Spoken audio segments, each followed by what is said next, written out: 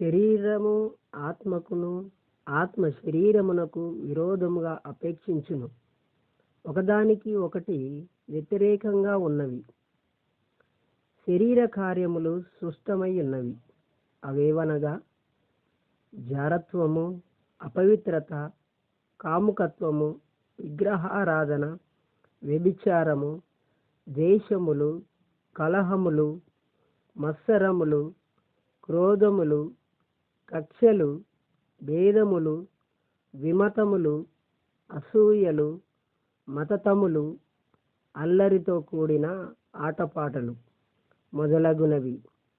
ఇట్టి వాటిని చేయువారు దేవుని రాజ్యములో ప్రవేశింపరు.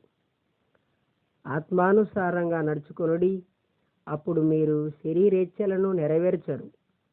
ఆత్మానుసారంగా అనగా ఆత్మను అనుసరించి. ఆత్మ వద్దు అన్న వాటిని చేయకుండా ఉండడం, శరీరము చెయ్యి అన్న విషయాలను చేయకుండా ఉండడమే ఆత్మను అనుసరించి నడుచుకొనుట.